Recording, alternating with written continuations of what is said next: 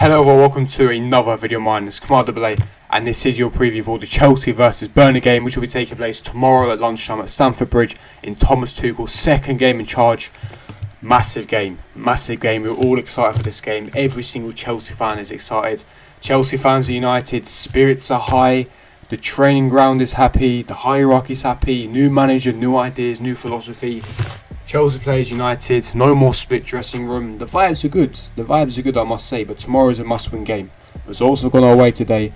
Massive game though tomorrow. Tomorrow is a must-win. We have to secure the 3 points. We are capable of securing the 3 points.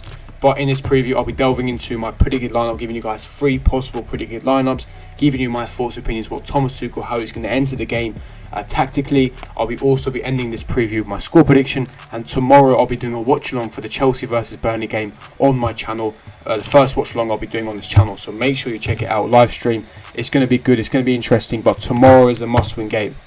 I believe in this club, I believe in Chelsea, we can do it, but I'm excited, you should be as well.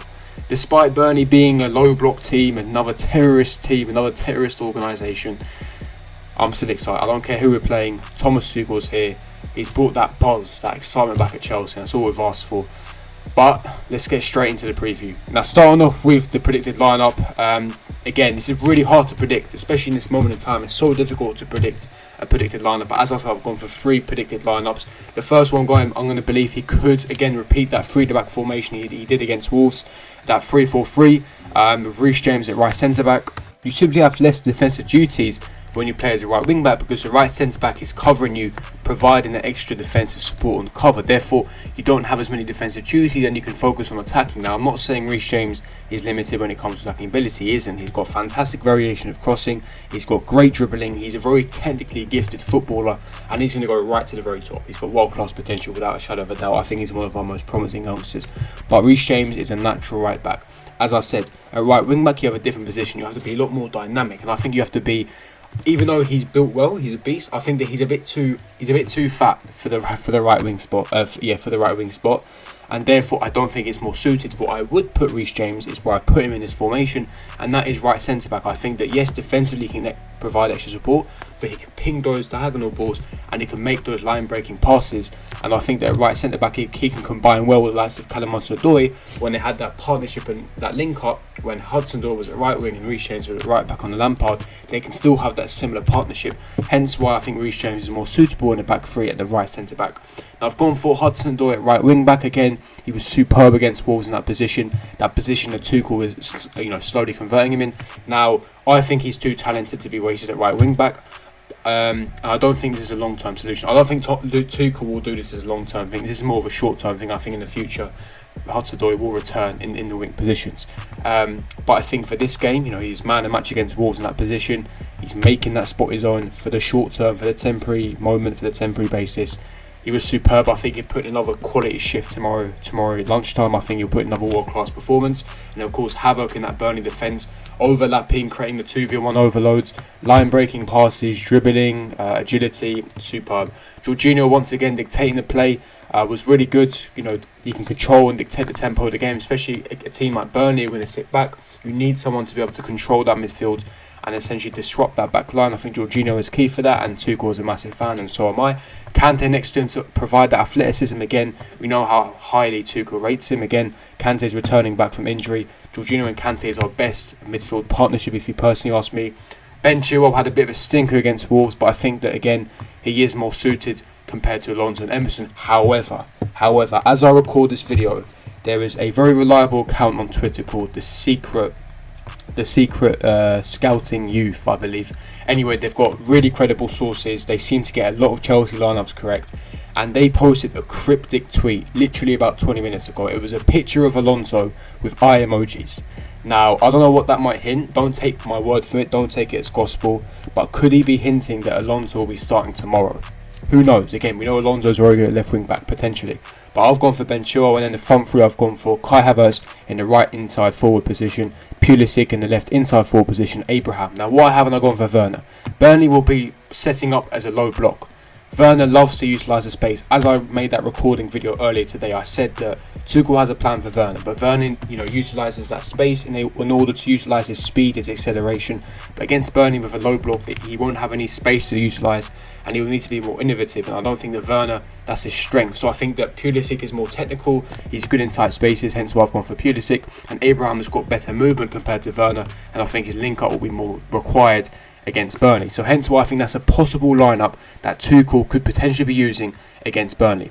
Now we're going to move on to another potential, formation lineup that Tuchel could be utilising against the likes of a Burnley, and I've gone for a fought-the-back formation of 4-2-3-1, classic 4-2-3-1 formation, which is the most used formation he's used at Borussia Dortmund and Paris Saint-Germain. Edouard Mendigo, Chilwell, Reece James as our fullback partnership. Rudiger and Silva, he's a massive fan of both of them. I've gone for Mason Mount and Kovacic to give us that dynamism, that athleticism in the midfield, to be that box-to-box role, because of course you're playing against Burnley, you're not going to be given much of an attacking threat, so therefore do you need a lot of defence? Not really. Having that box-to-box midfielders who are good on the ball, who are essentially athletic, and again would essentially make those line-breaking passes, those diagonal passes, trying to unlock that Burnley defence. You could argue that Kovacic and Mason Mount is more required. Mason Mount had a fantastic cameo when he came on against Wolves. Potentially, I've gone for Hudson-Odoi on the left-hand side, cutting it on his stronger right-hand side. That's his most preferred position. Kai Havertz in number 10 position, in his best position. Hakim Ziyech in his normal right-hand side, cutting on his left in the half space. And Tammy Abraham up front once again. Same reasoning, because Werner's not great against low blocks. And Tammy Abraham with that link-up with Havertz with his, his elite movement, his passing range, etc. I think that would be a quality formation. This is another formation that Thomas Tuchel could potentially utilise in tomorrow's game. But what do you guys think? And now let's move on to the final formation / lineup Thomas Tuchel could go against Burnley. And again, this is once again another 4 at the back, but this is a 4-3-3, a classic Sarri / formation. Edouard Mendy in goal, same back 4 as the previous formation. I've gone for Jorginho as a deep line playmaker, but he's going to be more of a regista. He's going to be in his natural position, a regista, dictating the tempo of the game. Mateo Kovacic is a right centre mid, transitioning the play.